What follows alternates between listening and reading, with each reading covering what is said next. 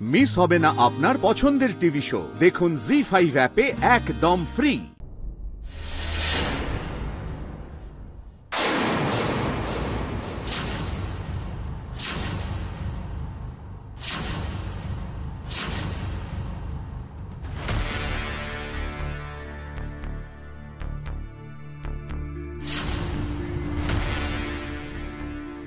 এসো।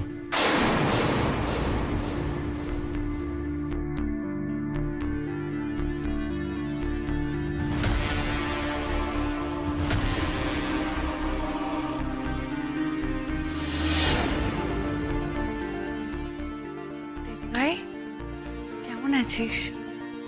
ভালো। কাল তোকে নিয়ে কি টেনশন হচ্ছিল আমার। একটু সাবধানী হয়ে থাকতে পারিস না? এই অবস্থায় পড়ে গেলি। তার উপর অনির্বাণদাও ছিল না, কেউ ছিল না বাড়িতে। ফোনটাও নাকি ধরছিলি না তুই।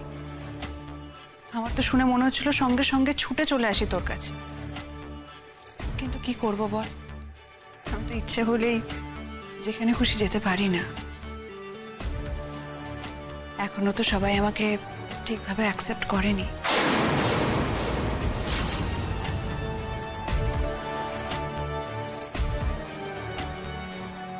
কি রে অনির্বাণদা,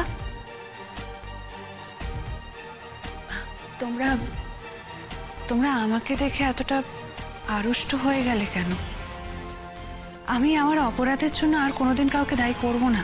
আমি জানি আমার সঙ্গে যা যা ঘটেছে তার জন্য আমিই দায়ী, আমিই দোষী। আমি জানি সেটা।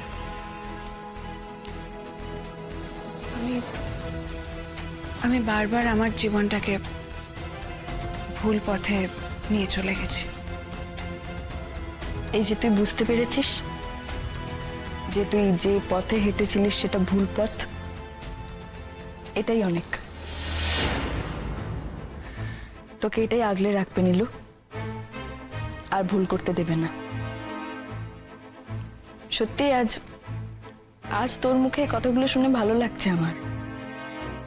আমি তো জেনে বুঝে সেই পথেই হাঁটছি দিদি ভাই, ভুল হোক বা ঠিক। আমার সেই পথ যে এবার আমাকে তোর বাড়ির মধ্যে ঢুকিয়ে দিল। কিন্তু আমি জানি এই যে আমি আবার তোর কাছে এসে থাকছি, আমি ভেতর থেকে জানি আমি যদি আবার ভুল পথে চলে যাই তুই আমাকে সেখান থেকে ঠিক টেনে নিয়ে আসবি। আসবি তো? না নীলু, প্রতিবার তুমি অপরাধ করবে আর প্রতিবার তোমার সেই অপরাধের জায়গা থেকে তোমার দিদি ভাই তোমাকে হাত ধরে বের করে নিয়ে আসবে, এটা হতে পারে না। এটা রায়ের দায়িত্ব নয়। আর এবার তোমাকে রায় একটা সুযোগ দিয়েছে। সেই সুযোগ নিয়ে যদি তুমি কোনো গন্ডগোল করার চেষ্টা করো, যদি রায়ের ক্ষতি করার চেষ্টা করো, এবার কিন্তু আর কোনো নিস্তার থাকবে না তোমার। আর তুমি ভেবো না যে তুমি রায়ের ক্ষতি করা পর্যন্ত আমি হাত পা গুটিয়ে চোখ বুজে বসে থাকবো। আমি কিন্তু তোমার উপর নজর রাখবো। অনির্বাণ, এইভাবে কেন কথা বলছো ওর সাথে? তুমি এইভাবে অপমান করে কারোর সাথে কথা বলে নাকি? রায়, আমি চাই তুমি নিরাপদে থাকো। আমি জানি অনির্বাণ, আর সেই জন্য আমি নিজে থেকে ওর কথা বলেছিলাম, ওকে ডেকে পাঠাতে বলেছিলাম। জি5 ডাউনলোড করুন আর সব এপিসোড দেখুন একদম ফ্রি।